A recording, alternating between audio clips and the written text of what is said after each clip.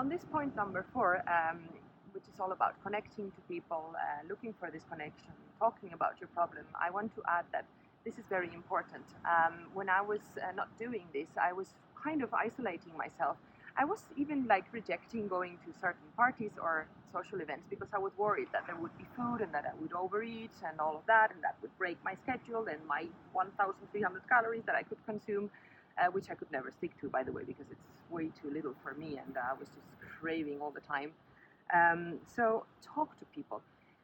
Come out with your problem. A lot of women don't talk. We are kind of silent sufferers, you know, it's the stigma of the female. And I think it's almost seen by society as something that you should do. You should be able to deal with your problems all on your own. But talk to your friends, to your partner, to your mother. Explain their problem. They will look at you with big eyes when you talk about hypothalamic amenorrhea. My boyfriend there with the camera is looking at me with a smile right now. But just try to explain to them what it is, explain to them that it's a condition, make them understand that you have it and what the implications are of it. So they don't need to give you the solution, because that's a typical thing. People try to offer you a solution, especially males. They want to solve the problems. But explain to them, you don't need to solve the problem, but just be there for me, you know? And this has helped me a lot. And that I would say a million thanks to my boyfriend, who has really, really made me understand also that I could be safe in a little bit heavier body if that was necessary, that it's really all in my head, and that, I mean, it's much more fun when you have your period, because honestly, you feel great, your libido is perfect, you're not cold all the time anymore, your hair looks nice and fluffy again, there's so many benefits of it, you know, and I feel it constantly.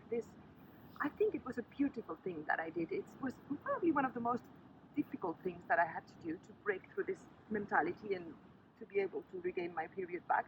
But now that I have it, I feel great. I feel very proud, and I feel that I really know myself to a very deep level. As I said, it's still a work in progress, so I'm still trying to now slowly introduce exercise again and see how much I can do and how much I can get away with. But honestly, a lot of things have changed. I don't want to. I always thought that I liked to go running at 6 o'clock in the morning on an empty stomach. But I mean, honestly, who the hell wants to do that? Now I realize I enjoy walking, yoga. Yoga is great because, as I said, it's a hug to your hormones, to your body. It's exercise for the brain, like I say. You know, it makes you feel good.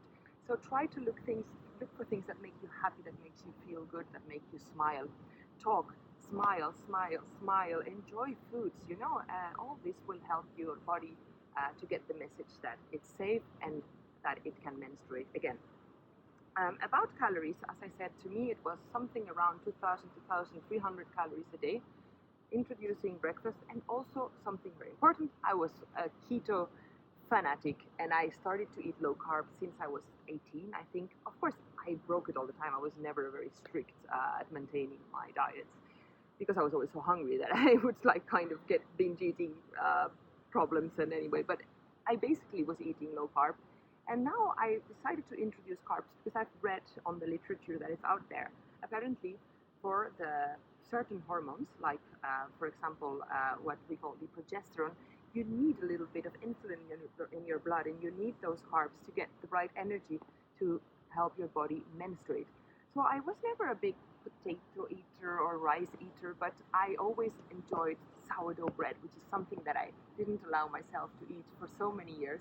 So I bought these beautiful breads, and I would have toasts in the morning with a nice layer of butter and something that I never allowed myself to have, which was peanut butter.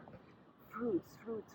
I dug into fruits. I read about fruits, the properties that they have, how they can help your hormones.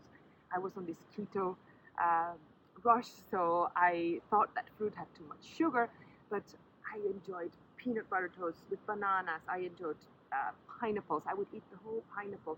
Just give your body what it asks for. Do it 1 month, 2 months. Give your body what it asks for. Listen to your hunger cues. If you are stressed out and you feel you need to go exercise, go for a walk, take it easy, enjoy the world. Another important thing is that I had to ditch the scale. And I kept on tracking calories, but I took off the limit of my calories. So I just wanted to track them to see how much I was eating, to later understand how much my body would need. For some people, it might help to delete any kind of calorie tracking app whatsoever. But for me, the scale was always a trigger. So I put it down in a box in the basement, and I'm not planning on getting on the scale until I've had my menstrual cycles at least for 1 year, and I'm like ready for it, you know. So this can really help. And finally, the most important point, almost I think, or one of the most important, they're all important. Point number 5 is sleep. Again, sleep is such a thing. We think of people that sleep a lot as lazy people. When people sleep for 12 hours, I mean, I've heard these comments like, "Are you sick? Or why are you sleeping so long?" But actually, sleep, you know, it's not like other things. It's something that your body, if your body asks sleep, you should really give it to it. You can't sleep enough, I would say. Of course, the quality of your sleep is very important as well. But one thing I noticed while I was recovering is that I was exhausted. I was so tired by the end of the day. And I wanted to get to a point where I would wake up almost naturally without an alarm, or even if I had to use the alarm because I have to work and everything, that I had the feeling like, okay, I can go, I'm rested, I've slept enough. You know that feeling, not that you're like thinking and the first thing you think in the morning is I want to go to bed again. So to get to that level, I had to go to bed at 10 o'clock every night. I don't know, but in Spain that's quite early. It's when people go out for dinner, which I never understood. And I did everything to get as best quality sleep as possible. I said you shouldn't restrict your calories at any way, but one thing that happens to me, because I sometimes suffer from some bloating, is that if I eat a huge dinner and then go to bed, I don't sleep as well as I used to. And also alcohol. I was never a big drinker or anything like that, but in Spain we're all, it's a beautiful country with nice wines. My family enjoys wine, so it's kind of, you know, part of the culture, and we would enjoy a glass of wine every now and then, maybe two. But I felt that I didn't sleep as deeply and as well with wine. So I skipped alcohol fully. I stopped drinking for these 2 months just to give my body the rest that it needed. Wine was also a way for me a little bit to kind of trick my body into not eating so much when I wanted something.